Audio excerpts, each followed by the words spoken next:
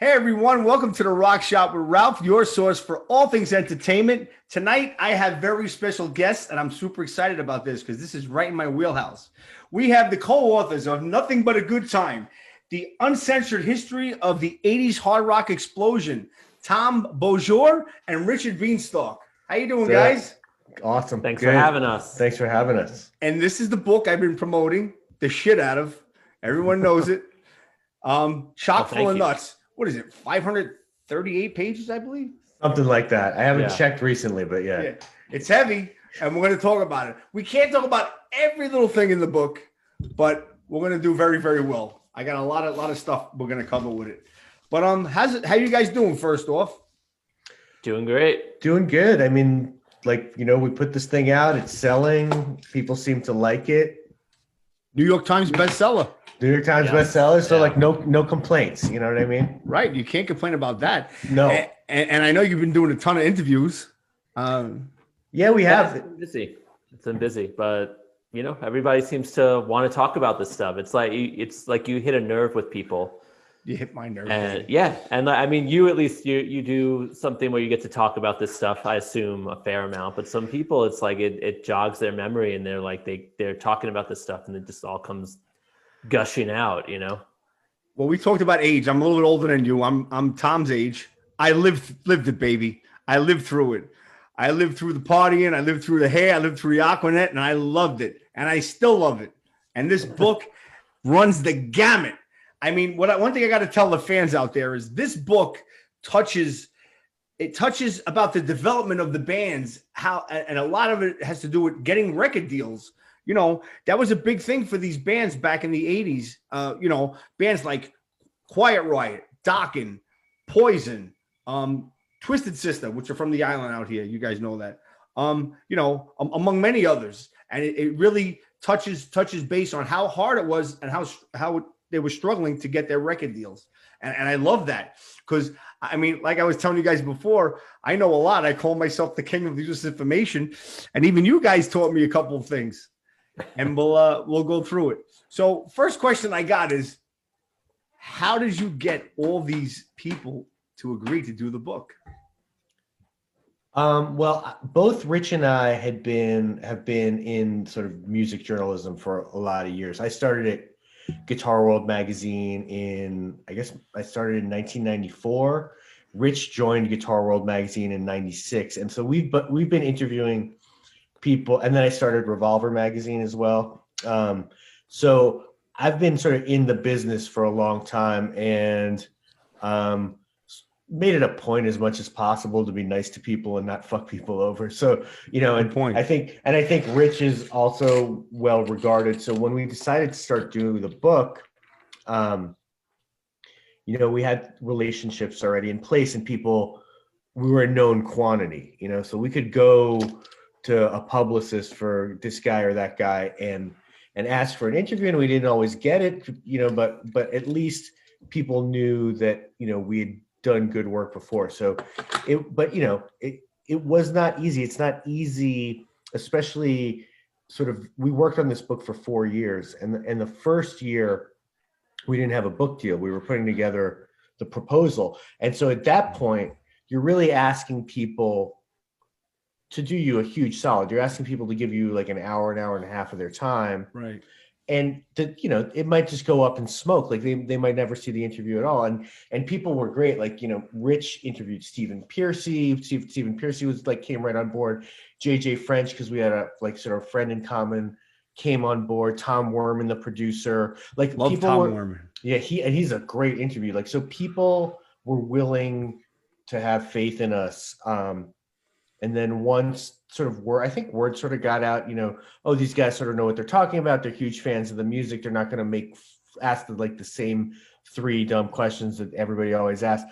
Word got out, and it got easier to get interviews. Right. That's great. Rich, did you find who did you find some of the harder people to get? Well, some of the harder people to get that we got would be, one is certainly Sebastian Bach, who Tom probably spent a year and a half chasing. Really? After. I know you thought you can't shut him up. I met him. Well, once you get him talking, yeah, but I guess you got to get him talking. Right, you got to talk about Kiss with him. Yeah, but Tom stayed on that one and just kept riding it until it came together. Another one. Sharon Osbourne took a while. It was like, I was going to ask that. Yeah, like she said yes right away. But then it was like you schedule it and then she cancels and then you schedule. She can't. Something else comes up and it always gets rescheduled. But by the time it happens, it's probably 8 months later.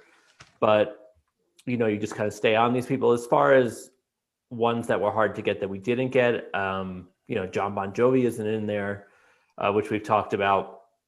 He's just a guy who he's not. You're not going to call up John Bon Jovi and talk to him about touring with Rat in 1984. Like he's kind of got more important things to do.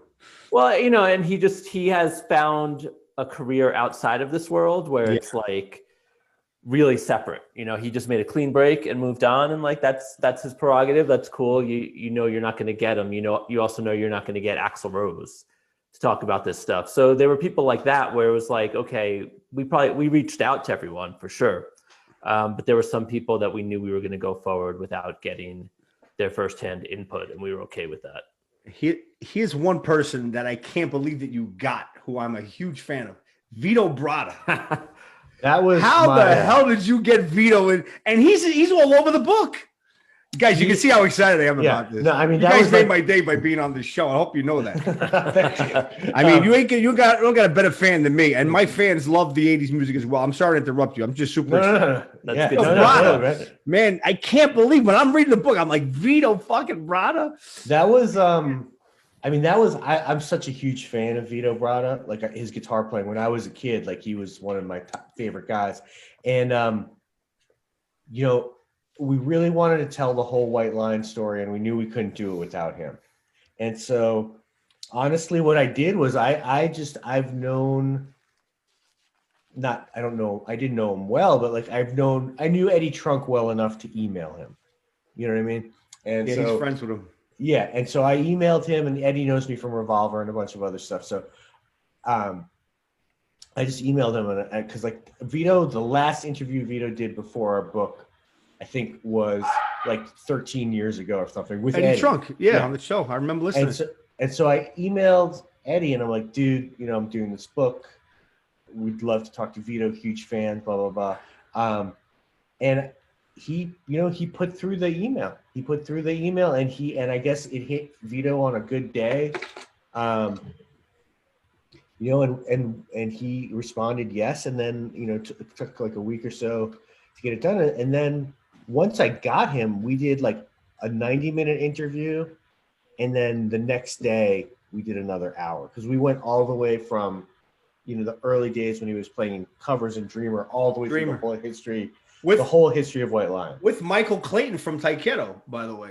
Oh, wow. Was in Dreamer. Yeah. They were managed by Loud and Proud. Well, you guys know that.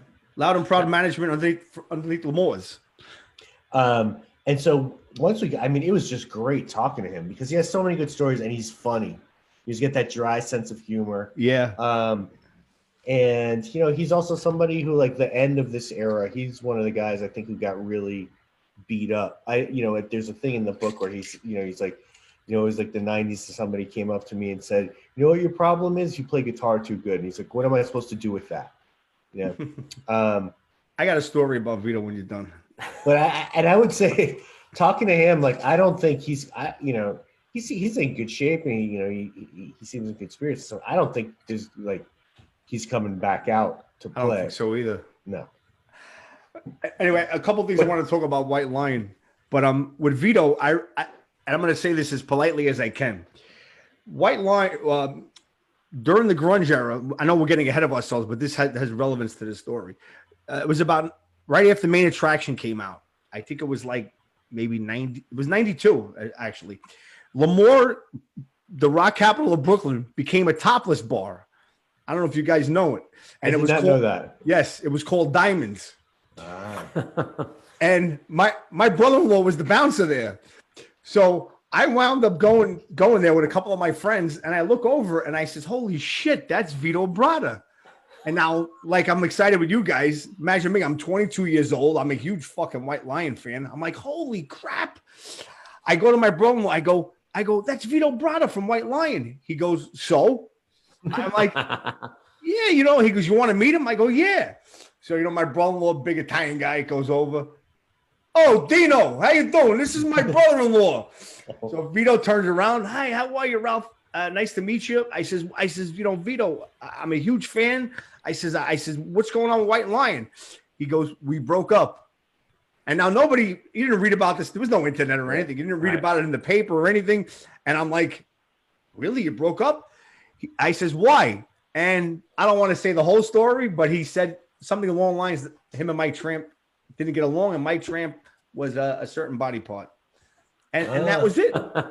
And that was it. And I was like, holy shit. I still have his autograph. I have it in my room. He signed a napkin to Ralph Vito Bratta, and that was it. And then about two or 3 weeks later, White Lion broke up, the whole 9 yards. So anyway, that was my Vito Bratta story. Not as good as yours, but yeah, that's pretty good story. That's pretty good story. So did the Parente brothers who owned Lemoore also own Diamonds, the strip club? Whoa. I can't say that now. You know, a lot of people got their hands in that thing. You know what I mean? You know, you got Beanstalk, you got Bourgeois, and you got Vitali. So, you know, hey, you know what I mean? We're watching it now. Yeah, I believe they did. Tom, to answer your question. But couple of things about White Line in your book, which I found very interesting, because you guys really, really know your shit, man. I know my stuff, but you guys really knew your stuff. Bruno Ravel, who was the bass player in Danger, was in White Lion. And I love when he says that he goes to Vito Bratta and he says, you know, Vito, I have some songs I want to bring to the recording. They were recording Fight to Survive. And Vito doesn't even look up. He just says to him, you're the bass player, play the bass. And that was I love that line. Right? That's fucking awesome. Yeah. That was awesome. And well, we talked about Main Attraction, and which was, you know, whatever. But hey, did you guys know that White Lion was in the movie The Money Pit? Yes. And actually, I try to get you guys already. Damn it. You know what? I would have said no. Completely bizarre. Like, I watched The Money Pit recently, and like probably within the last 6-8 months, with my 11-year-old, and just because we just decided to watch a random like comedy from the 80s, and like we've done a lot of home rentals, so really let's watch The Money Pit. Haven't watched that movie in 35 years, and there's White Lion, you know. So like I wouldn't have known otherwise, except I just happened. Right. They were the band that Tom Hanks goes to pay. His father owed him all the money, and the guy goes, "Forget it, don't even give it to them. They're not even know the difference." You know. Yeah. That was funny. And another factoid about Vito, which I found great in your book, was what Dee Snider said to him in the parking lot. Oh yeah. You want to tell that one, Tom? I mean, sure. Well, he's like, it's funny because we just did a podcast with Dee Snider like last week. Oh, rub it in my face. No. You go from Dee Snider to the poor man's Eddie Trunk here. All right. But no judgments. He so basically, you know, Dee Snider would do this thing. If you weren't paying enough attention or getting enough into it at Twisted Sister show, like Dee would get very angry. He did not like people not going crazy at his shows. And one day, Vito is standing. He's like, the way Vito tells it, he was like, you know, I was like basically doing my homework. I'm standing in front. I'm trying to like see what amps they've got, what mics they've got, etc. But so I think that the long and short of it is he's like standing there with his arms crossed, like concentrating. And Dee Snider sees him and he's like, well, what the fuck is this guy doing? He's like, just like got his arms crossed. He's not like I'm going to get this guy. And he would stop the shows and like have the spotlight put on whoever he didn't like. And he basically just tears Vito Bratta a new asshole from the stage. He's like, what, you know, what's this guy? Look at this guy. Don't talk to him. Don't even do that. And Vito's mortified. And then after the show, Vito is in the parking lot and Dee sees him and Dee's like, hey man, hey you. And Vito thought that like Dee was gonna like beat him down or something. Yeah. And Dee actually says, you know, you look like a rock guy. What's your deal? And Vito says, yeah, I'm in a band, but we do originals. We don't do covers. And that offended Twisted Dee Snider, because at that time Twisted were doing covers, but basically D tells Vito, like, you got to get yourself out there. You got to be seen. And the only way to do it is to play covers. And so Vito starts Dreamer, and that's really how he gets on the scene and gets his reputation. So Vito credits D. Snider with like putting him on the right path. Yeah, that's what he said, which is true. I mean, Richard, you play guitar. We were talking about it before. Mm-hmm. I mean, I'm in a band as well. People don't want to hear it's hard to get people to come hear your original music. You got to play covers. I mean, especially on the island, you got to play covers for people to listen to your music. I mean, unless you're playing the Parkside Lounge or Manhattan on the Lower East Side, they'll come and listen to your original stuff. But D was right. Listen, it's a tough world out there. It's a tough world out there. But we're on the subject of Twisted Sister. You talk about them as well. People don't realize this. Twisted Sister was a band that was together for 7 years before they hit it big with Stay Hungry, with Tom Werman, who's one of my favorite producers. I was going to ask you guys, if you had to pick one of your producers of that era, who would you pick as one of your favorites?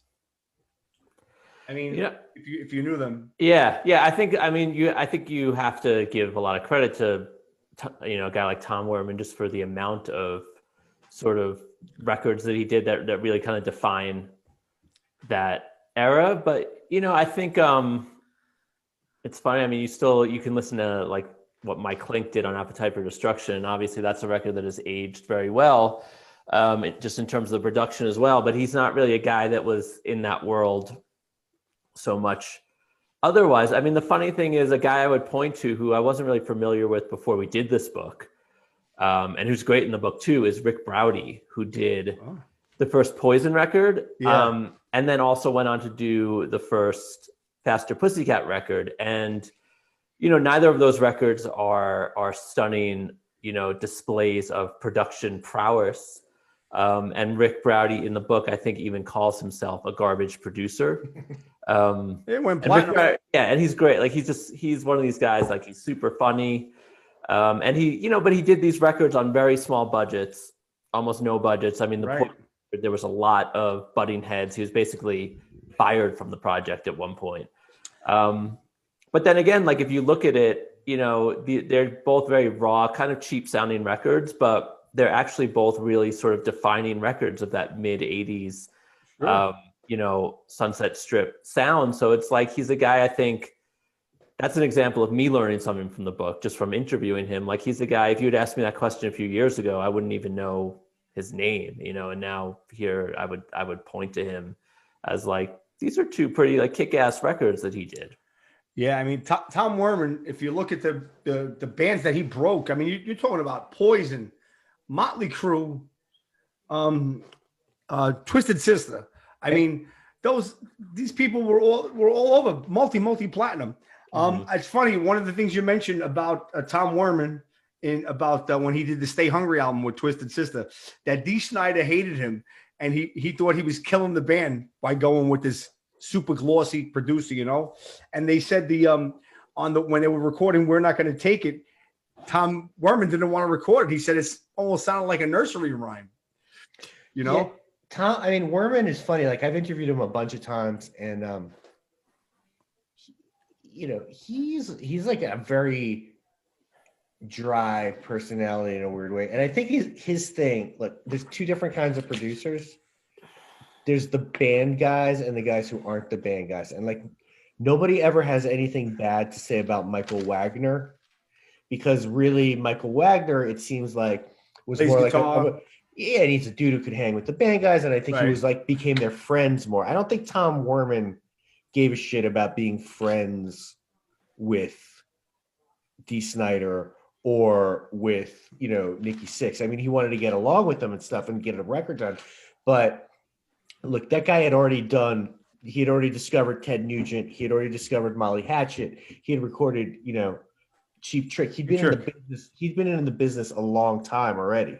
So I think he was very conscious of like the responsibility that he had, and that all these guys had at that time. Like, now that like the music business is sort of imploded, you don't think of it this way, but like back then, if you got it right, you could sell 4 or 5 million copies of a record. So Tom Werman had a lot of responsibility, and he's not one who's like, he's like, oh yeah, that song. He also likes to make clear, like, I couldn't have kept the song off the record if I wanted to. I worked for the band. Right. They can fly me at any time. But he's not a guy going through the whole book where the bands are like, oh, he was like the nicest dude, And I don't think that was his main concern. He had a job to do. He wanted to put hits on the record, and he did it. Yeah. Mm-hmm. One of the bands we mentioned, was what Tom Werman produced was Poison.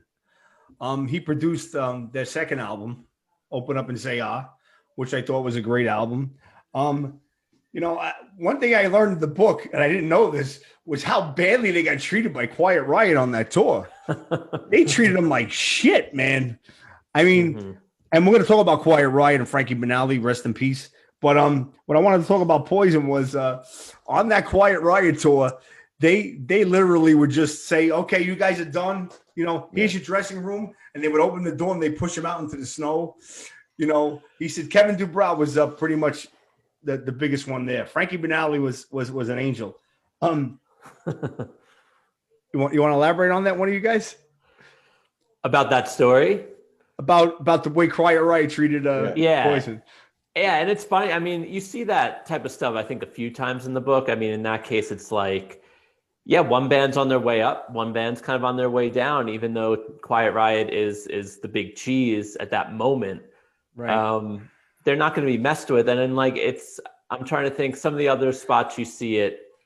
There's a chapter, I think, the title is something about Tommy Lee, giving Warrant a plate, and the plate had shit on it. And Warrant was Motley Crue's opening act on the Dr. Feelgood tour. And like, they just kind of stepped out of line, I think either trashed their dressing room or something. And Tommy Lee had the next day they come into their dressing room, there's nothing there, no food, no nothing. And like Tommy Lee, a plate arrives, and like Tommy Lee had taken a dump on this plate. And like, there's a lot of camaraderie and a lot of support, obviously, but it's like there's a pecking order. Right. You certainly see that in like the Moscow Music Peace Festival, lineup, and that whole chapter, and these bands like fighting about who goes on first and who goes on last, and like who gets the pyro and like all this shit. So, and I think it's cool also, again, like that the bands to us were very open about this. And Frankie Banali, I think, was the one that told me that story about the Poison thing. And like, it's not Quiet Riot's finest moment, A, because they're acting like assholes, and B, because they're about to be overtaken by this band, that wears like day-glow clothes and shoots silly string at each other on stage.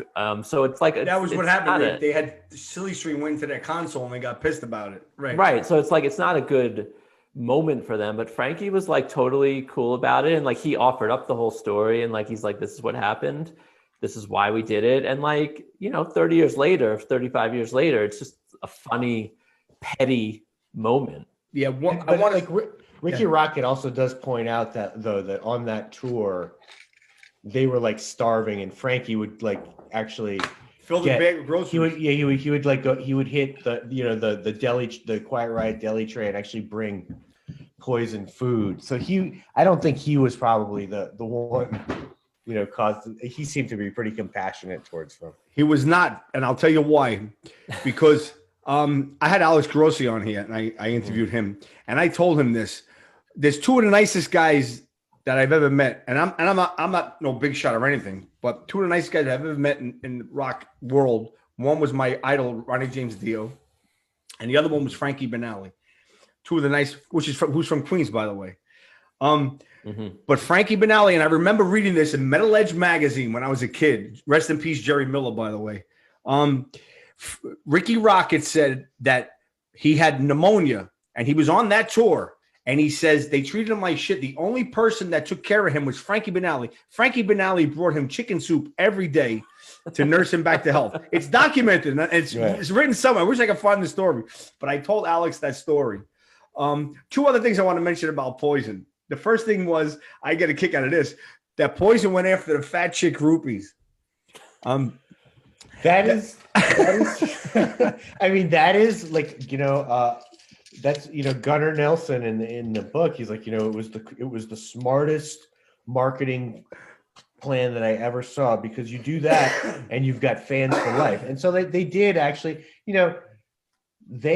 Poison did everything that they needed to do to get over. And if it meant that you went after one group of fans first to get them because you knew it might be easier, and then they would bring the others. I mean, they were, I don't want to say ruthless, but they were they were working every single angle. Oh yeah. I like when they said the girls, if they want to come over and hang with us, you got to bring a bag of groceries. Mm-hmm. That was good too. Yeah. All these guys, it's just like Poison was no different than anyone else, and if you wanted to make it, you had to be willing to do anything and everything. And I think that's also one of the great things about the book with a band like Poison, because people think of them as, because of the type of music they might play, that they're not as tough or as gritty or whatever. But you read about the way that they were living and what the shit that they went through, and the drive and the desire that they had. And they were no different than, honestly, they're no different than Guns N' Roses in terms of what it took to make it and what they put into it. They just played a different type of music. Yeah, and the early results from the band weren't too favorable. Weren't too promising in their favor. They said that some of those early demos were pretty bad. And they also talk about Slash audition for them, which is pretty much well documented. That would have been pretty funny with Slash being in Poison. One thing I wanted, and we mentioned before, I wanted to mention in the interview, was somebody that was notably absent from that Poison interview was CC DeVille. Yeah, what happened with Bruce from Brooklyn? Bruce, I think that here's the deal with Bruce. Is Bruce has been shit on for 35 years. And I mean, the place, we feature some quotes from him. Some of them are from very early on. The only other place I was able to find interviews with him were literally because I think he's found Christ. I think he's born again. Really? So there are these interviews with him on YouTube where he can talk about where he's talking, because when he got clean, I think he got very religious. So there are interviews with him online where he's doing this interview, but it's all from, and he does talk about some of the stuff. But it's all from the perspective of having found God and having gotten clean and gotten his head together. I think the reason he didn't do it, and look, I completely respect it, is he just, even in the book, when they're talking about, when Beau Hill is talking about CC DeVille coming in to play the solo on Cherry Pie. Right. Beau Hill is Janie Lane wanted him to come play the solo because they wanted to get on the Poison tour, and I was just incensed, and that's not the kind of stuff that the quality of playing that I like on a record. And any chance anyone gets, they just to dig at him. On even when Guitar World did the worst guitar solos of all time story, instead of using stars, 5, 1, 2, 3, 4, 5 stars, they used pictures of CC DeVille's face. Oh boy. So he's just been abused, and honestly, it's a real bummer, because I got into this whole mess. One of my earliest real moments where I was completely mesmerized is the Talk Dirty to Me video. I'm a huge Cheap Trick fan, and so I was already kind of hip, even though I was 14, to with Rick Nielsen and all the guitars. And then suddenly you see this video, there's this band you never heard of before, and the first shot is this guy sitting there with a semi-trailer with guitars all the way down the semi-trailer lined up, and he throws his guitar. And I was that's the coolest dude. So I've always been a huge booster and fan, and I interviewed him once in, I think, 1999. The last time he did press, as far as I can tell, was 1999, when he had his own band, Samantha 7. And I interviewed him. I think Rich interviewed him then. That's the last time he was doing interviews. Wow. And he was great. He was hilarious. I actually had him do my voicemail message, my outgoing voicemail. Really? At that time, yes. Wow. And he was great. He did a funny message. He did full on CC DeVille voice, but yeah. Yeah, I was looking forward to that tour last year, man. It'll happen. But so yeah, that's why he's not in there, and I really wish he was, because I would have loved, like, the Poison. Poison was sort of my beat. A lot of it, like I interviewed Ricky and Matt Smith, their original guitar player. Right. I would have loved to talk to CC, because I think it would have been a hoot, but he's just not. You know what? He's been burned too many times. Yeah, and I tell you, man, they have a lot of hits, and he's a big reason why they had a lot of hits. I mean, you can't take that away from him. I've seen them live at least a dozen times. I love them. I'm not afraid to say that I love them. Yeah.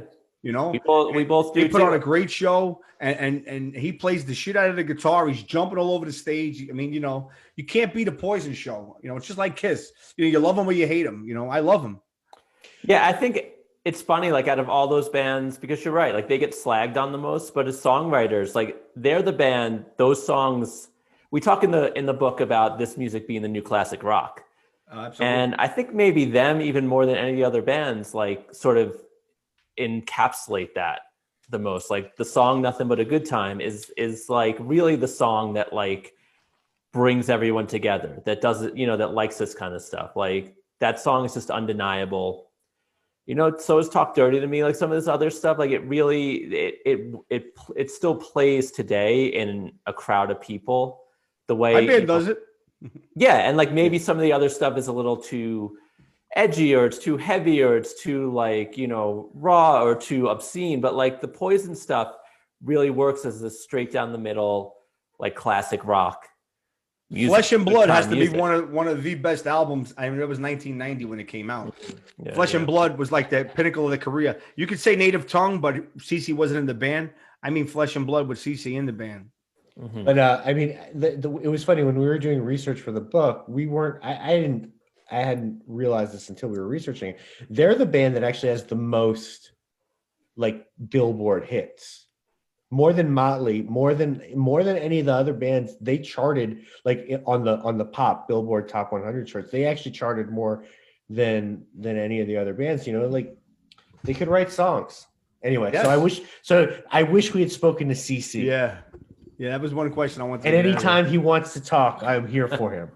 Well, is there one person that you thought you had him, and then all of a sudden, poof, kaput, they were gone? You didn't have them for the book? I did have that experience with Blackie Lawless. Good old Blackie from Staten Island. It was an emotional roller coaster with him, because I love Wasp. I especially love that first Wasp record, and we go into the Wasp story in the book, because I think their early story and the live show and all that is insane and great. So I spoke to Chris Holmes, who was awesome. Blackie is another guy, like, he doesn't do a lot of interviews. He's another guy actually who became born again.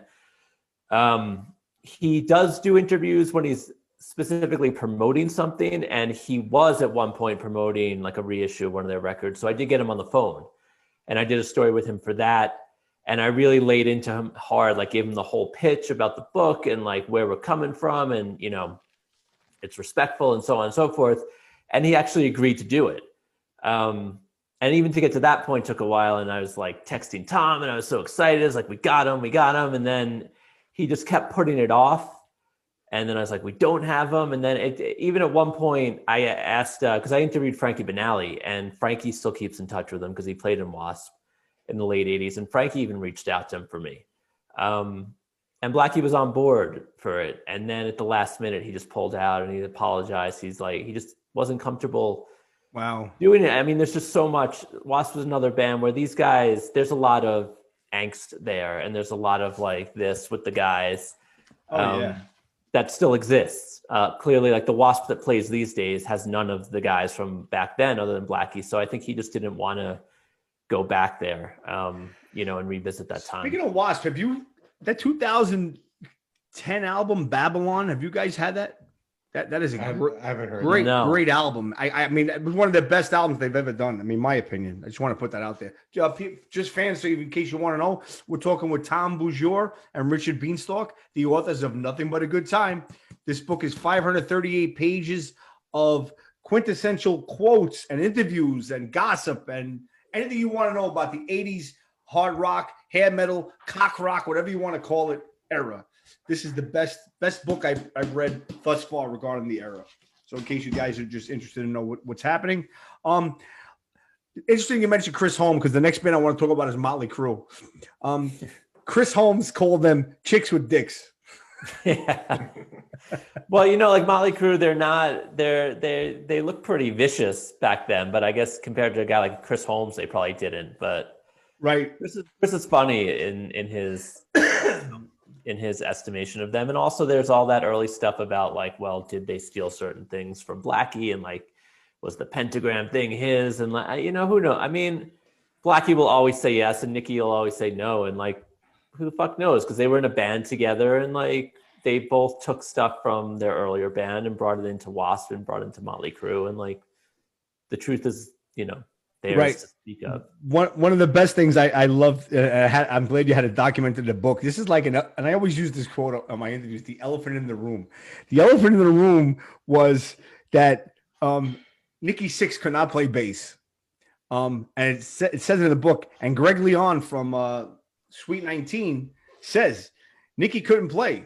He couldn't play the bass. And a lot of other people said that as well. Now, what do you guys think? I mean, personally, I couldn't say yes. I couldn't say no. I haven't been in the studio with the guy, but more than one person has said it. I mean, I think by the time he gets to, I don't think he's a bass virtuoso, but I think by the time, like, look, they made Too Fast for Love in like 3 days or whatever. So he obviously played well enough to make that record, and sound really good on it. I think part of the genius of Nikki Sixx is the songwriting, but also he knew, I think that like that was a time where musicianship was like really valued. People are like really sorry, like people just, that guy can play, that guy can't play. And sort of like getting back to the Poison thing where people were always like, they can't play. And, when Nikki Sixx puts together Motley Crue, he's like got this vision of what he wants to do with the band. And none of it has to do with being a virtuoso. He picks Vince Neil as a singer who's got like an interesting voice and a great presence, but he's not like, he's not like David Coverdale or something. And he picks Mick Mars as his guitar player who can totally play, but isn't like a shredder. But he knows that this chemistry is what's going to like make this band work. So I think, so as regards to his bass playing, Nikki Sixx plays bass well enough to have been the bass player in Motley Crue. And I, in my interviews with Tom Werman, one thing he says is like, he never benched anyone on any record. So anything you're hearing on a Motley Crue record is like the first, it's him. And it's just, was he going to be playing like John Paul Jones lines? No, he's like a punk rock bass player. He's like a cross between like Sid Vicious and, but I think that to Nikki Sixx's credit, he knew what mattered. It was the songs. It was.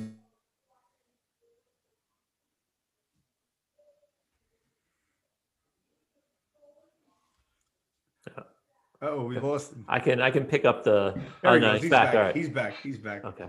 Well, I think, one thing I would say too is like the question of like, because it also gets brought up. I think Kelly Garney from Quiet Riot brings up that Nikki Sixx was in the running to come into Quiet Riot before Rudy Sarzo does, but like again, like, oh, he can't play bass. But the question about Nikki, like, can he play bass? I mean, the real answer is who cares, or really the answer is, what does it matter? Because he brought everything else to the table, and that's what everyone in the book talks about that too, like how smart he was and the vision. Oh yeah, as a songwriter and the vision of the band, and beyond that. Especially in the early days, like he is always the coolest looking guy in the room. Yep. And that people talk about that even in the book in the London days. Like he's just like, he has that charisma that you're just drawn to him and what he's doing. And so like, he's going to make it. So we're talking about Motley Crue now. And two things you mentioned was the picking Vince Neil as the singer. What I loved was, and it's in the movie The Dirt too, of the first singer they had, his name was Odin. Mm-hmm. And they said he looked like Paul Williams with black hair. I mean, for those of you who don't know, kiddies who don't know what Paul Williams was, Paul Williams was an amazing songwriter that wrote a lot of hits, but he was also in the movies, the Smokey in the band and the Cannonball Run. He was the little short guy with the blonde hair with the locks, looked like Cousin Oliver from the Brady Bunch. That's Paul Williams. But they said the first singer, Odine, was kicked out in favor of Vince, who was in the band Rock Candy, because the girls flocked to him. That's the reason why Nicky's vision was, he says, fuck the guy that can really sing. I'd rather have this guy who doesn't sing as well, but gets all the chicks. And that's why they picked him.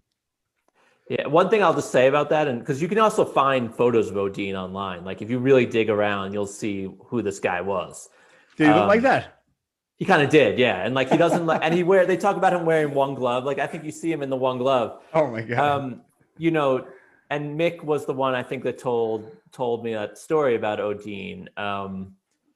But you know, there was a point, because we talked about like really pursuing a lot of these guys for the book, and like there was a consideration of like really trying to find Odine. And I do feel like, you know, at some point it was just like how insane do we want to get here, and how far down that rabbit hole do we want to climb? And like that, I think that was a point where I actually looked around a little bit for him online. And it's, at some point, it's just like, you mean Odine didn't want to do the book? It wasn't even like, it was like the madness has to stop, and even like pursuing people of that nature, because like we'll never get out of this if that right, you never get out of that rabbit hole to get like the one quote.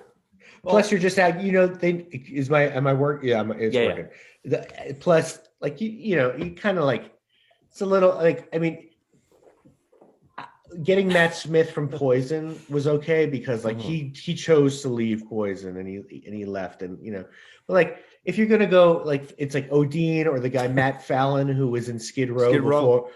Like Matt Fallon was also like, he was a really good singer. He kind of, did he have like did he look like Sebastian Bach? No, but who does? But like, you know, you're gonna interview these guys, and like you're just gonna ask them questions that are gonna make them sad.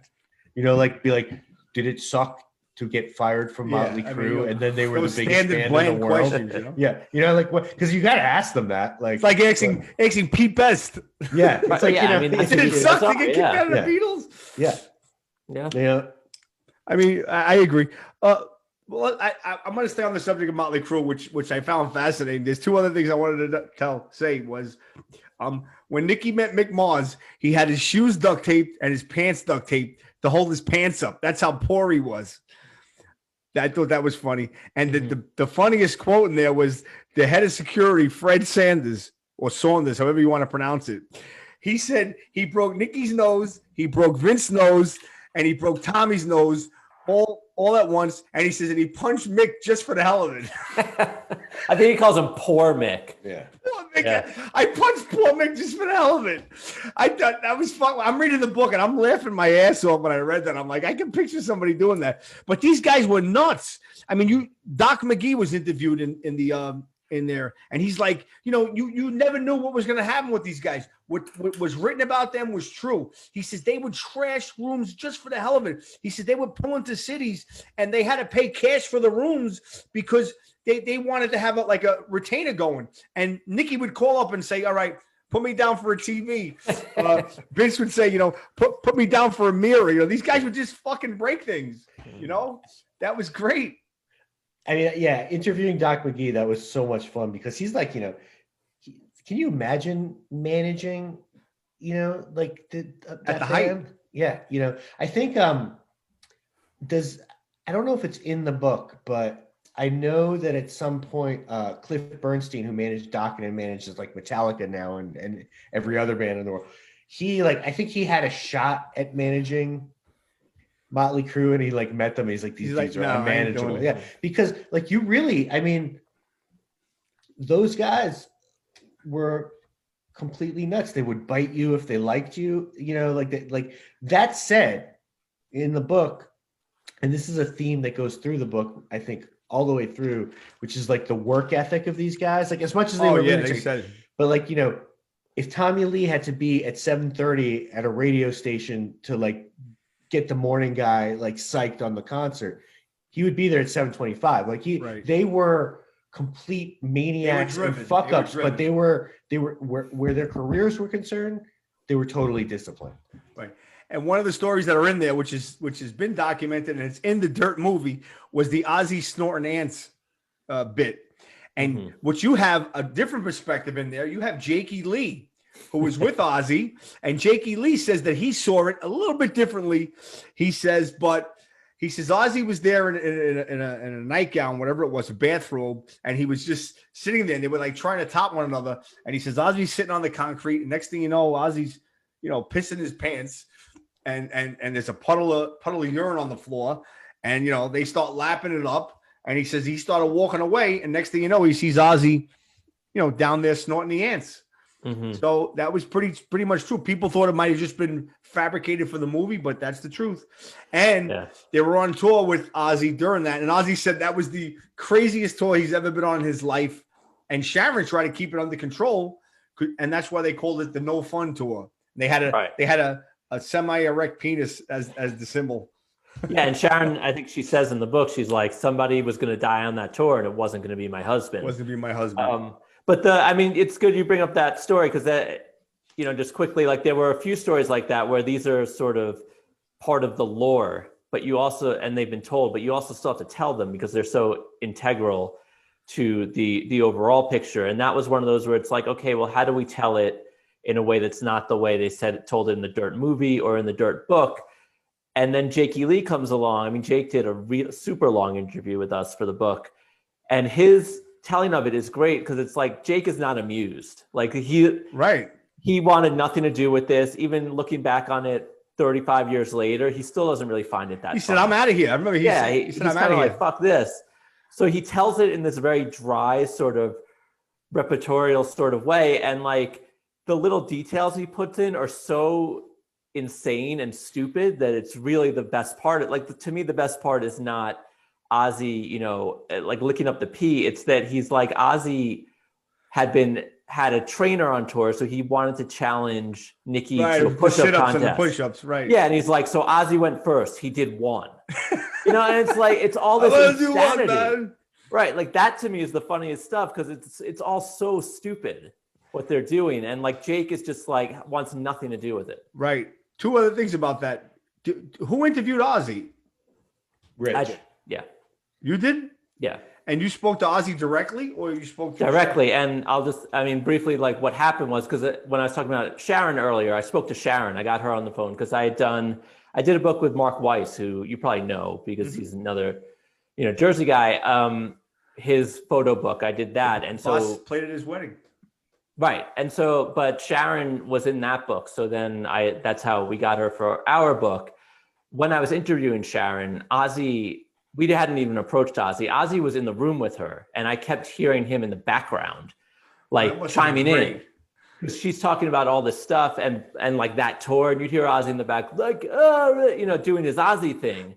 And she'd keep like shushing him. Oh, shut up, Ozzy. Yeah. You don't remember that? He was just I remember that, Sharon. Yeah, he was just kind of, that's a really good Ozzy impression. Good Ozzy. Sharon!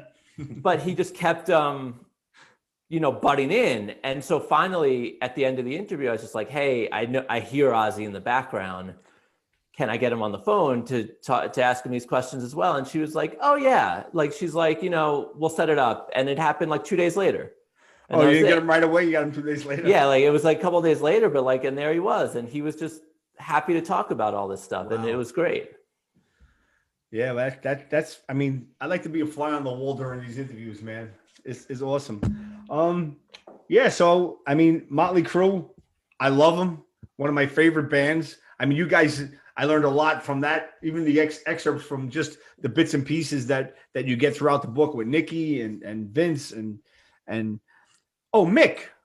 What happened with Mick? What do you mean?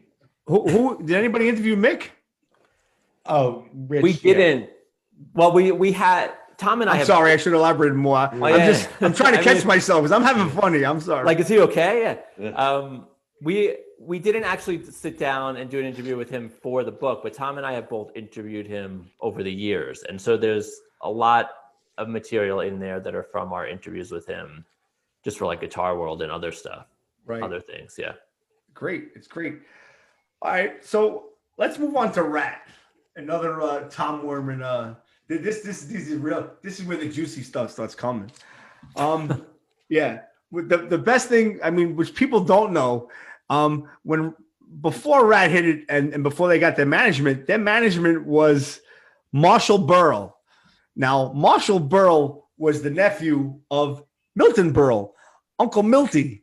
For those the older people might know him, but the younger people will not know him. But he used to even before forget him being Milton Berle's nephew. He managed Van Halen, and that's all they had to hear. Once they heard that he managed Van Halen, they went along for the ride with him. And then you start talking about that and how he got them to record the EP. And one of the interesting things about the Rat EP, which I did not know, was the 5 rats on that pair of legs. Whose legs are those? Tawny Katane. Tawny Katane, who was dating Robin Crosby at the time. No shit. See, I didn't know that either. Wow. Yes. Yeah. Awesome. And Tawny Katane, who you youngsters do not know, was the girl on the Jaguar in the Whitesnake videos. Yes. She also was Tom Hanks' girlfriend in Bachelor Party. That's Great right. movie. Yes. Great movie. Yeah. But yeah, then you talk a lot about Rat, and they talk about the history of them, how they became the house band at the Whiskey, and the scrimping and just living out of the gutter. I mean, this is what I wanted to elaborate about this book. You guys talk so much about the early development of these bands, not just getting signed and going out on tours. You talk about how they lived in obscurity, how they had normal day jobs, how they, had no money, every day they would just eat spaghetti. This is stuff that people, don't realize that it's a struggle. And at the time when all these bands were coming out, it was like, okay, Rat got signed. Who's next? What's going on with Dokken? Is Dokken going to get signed? Or we're talking about the LA scene, those bands. And it got a little crazy after a while. But one of the things I did not know about this as well was Warren DeMartini from Rat. The band Warrant was named after Warren DeMartini. Correct. That is actually what, and it's funny. So that when we were interviewing Josh Lewis, who was in Warrant, or in the original version of Warrant, and he's like, dude, we totally named Warrant after, we were huge Rat fans. And so we were like, Warrant. And so that's why we named the band that. And then he says, I saw Warren DeMartini once people up at a stoplight, and I told him that.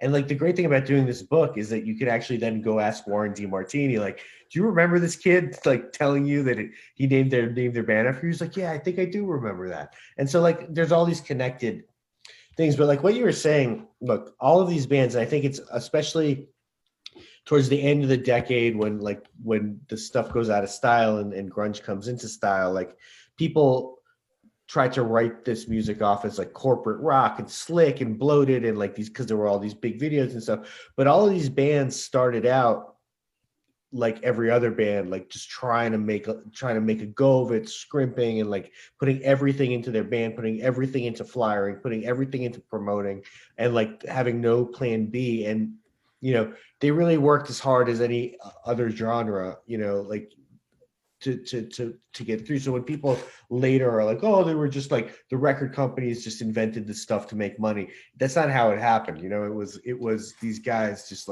busting their asses. Absolutely. And one thing I want to note with Rat, when that Out of the Cellar came out, it's documented in the book, they went from having zero income to declaring a net worth of 1.2 million each that first year. It's not bad. Yeah.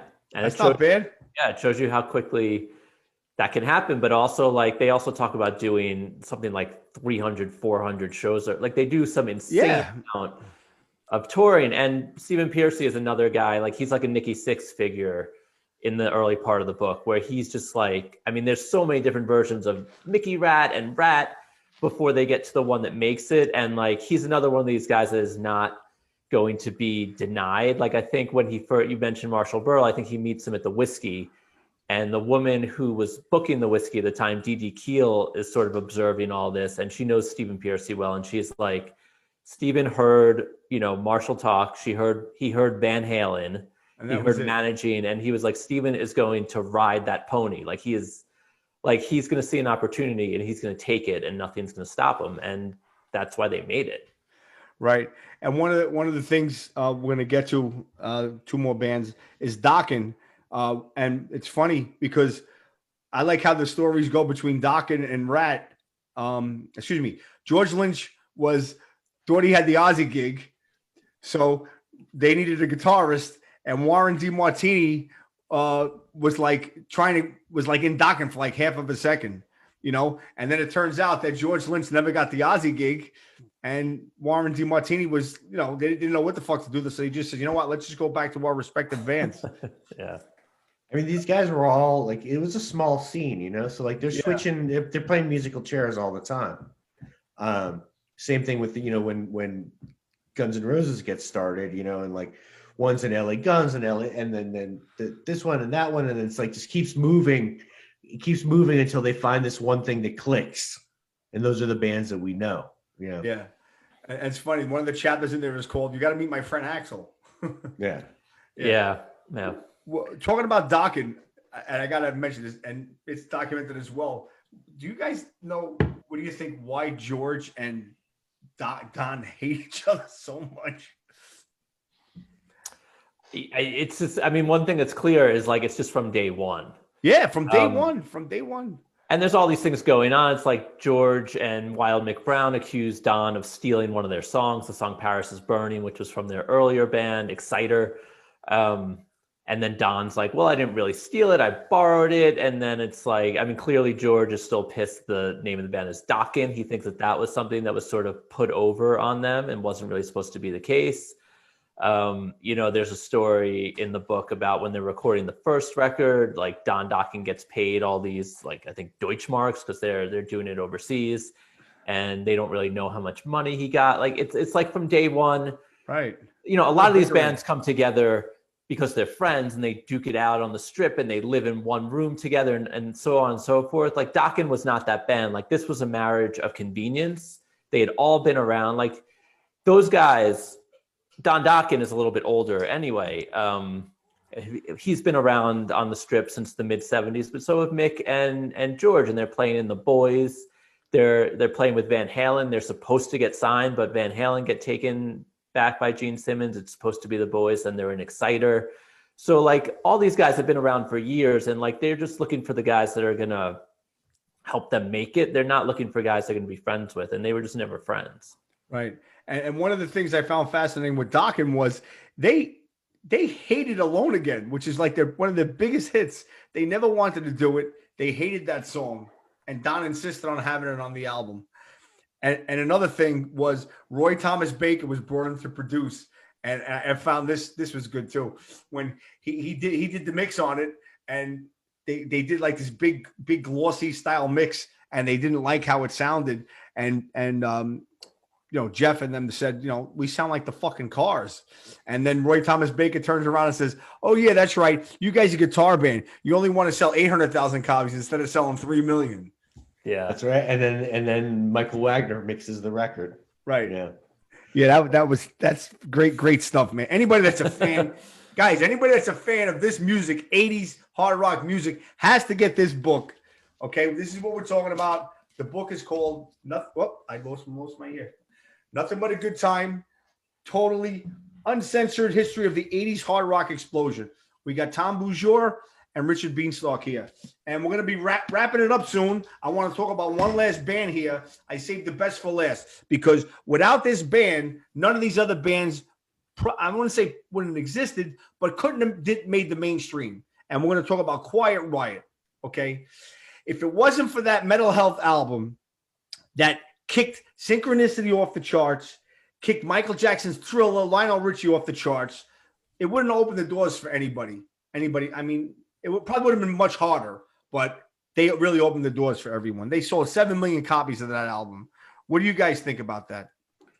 I mean, the thing that we kind of learned, right? I mean, look, Ralph, you're my age, right? So you were like 12 when that video came on, right? Like same as me. And like you're 13, like, yeah. And you're like, well, you have no idea when you see the Come On Feel the Noise video that these dudes have been around for 10 years. Right. You're thinking they just popped out. Yeah. And you know what you learn doing this book is that like none of the labels wanted to touch these bands in the late 70s, early 80s. They wanted new wave bands. They wanted the next Cars, they wanted the next Elvis Costello, they wanted the next Go-Go's. Like they thought that bands like Quiet Riot or were just dinosaur music. Like these long hair guys, they're like 70s throwbacks. We don't want them. And Quiet Riot somehow like getting this lucky thing with Spencer Proffer where he wants to just do a cover of Come On Feel the Noise, and they go in the studio and they make a record with Come On Feel the Noise because he wants it on there. And and he's got to deal with Epic Records because he's a producer. And even Epic is like, we don't want this band, they suck, fuck this. And he just begs them to please put out this record. And it is, Dee Snider says it, everybody in the book says it, that when that song got on MTV, that was the moment where this entire decade becomes possible. That when that song becomes an enormous hit is when the labels are suddenly like, oh, there's money here. And that's why Twisted goes next, and then why Rat gets signed. And none of these bands were getting signed. They were like the labels were really not interested. So when people think it's like this big corporate rock thing, the labels just didn't have a choice. Motley did their first record on their own. Everybody was doing their records on their own. And then Quiet Riot comes and they just bust down the doors for everybody. Yeah. And one of the quotes from Dee in the book, which was really, really good, was, it's kind of like a double-edged sword. They were together for 7 years doing nothing, and then they started selling over 1 million records. And he says he gets a fan mail from a girl, and the girl says, "Hi, my name is so-and-so. My favorite bands are Kajagoogoo, Duran Duran, and Twisted Sister." Yeah. So they pushed him into the mainstream, Well, that's what, I mean, sorry, Rich, I'm No, go. But that's sort of what happened with these bands is like, not only did they become successful, but they became famous. That's what happened with MTV, Even later in the book, the guys in Nelson are like, well, if one of us went to the mall, it was okay. If two of us went together, we would get recognized and there would be like a riot. Like these guys, MTV made all of these people like TV famous, right. and for better or for worse, because then when shit starts changing, it's hard to reinvent yourself. But and we could go on for another hour, guys. There's a lot of stuff I didn't even get to that we don't even have enough time for. But to wind down on the downside of the era, there's there's a lot of people in this book that you interviewed that says they don't believe that grunge killed the genre of music. A lot of the people are saying that. They're like, why are you saying Nirvana killed the music? It's just a change. We killed ourselves. It was the power ballad, or it was the lipstick. They just go on and they say it could have been this, it could have been that. But I found most of them say that they don't think that grunge killed that music. What do you guys think? I think that it wasn't the only factor. It certainly didn't help. Yeah. Kurt Cobain certainly didn't help because he was a guy who he was not digging this stuff, and the homophobia and misogyny and all that. There was a very clear line sort of drawn, but yes, there was other stuff going on. Fred Curry's the one that says we weren't from Cinderella's, a lot of us weren't doing our best work in 1989, 1990, 1991 anyway. And honestly, a lot of the look was changing already. Poison for Flesh and Blood, they're wearing jeans and T-shirts and cowboy hats. And they're not looking like they looked on the cover of Look What the Cat Dragged In. And a lot of that is really because of, it's not grunge, it's Guns N' Roses that changes everything. And Guns N' Roses doesn't kill this stuff off because they're still close enough to it in vibe. But after Guns N' Roses comes out, there's not as much day-glow spandex clothing and the big hair. People are all right, we could sort of dress more street. And so it's already changing before grunge comes in. Now grunge comes in and at the beginning we talked to Jerry Cantrell from Alice in Chains and Kim Thayil from Soundgarden. They're not there to kill this other music. They're just playing their music. Yeah, what do they care? They're gonna devote their whole career to something insane like that. They're just doing their thing. And Jerry Cantrell, Alice in Chains were a glam band. He played in a band with a guy from Pretty Boy Floyd. He doesn't hate this stuff. He says he loves George Lynch. He loves Warren DeMartini.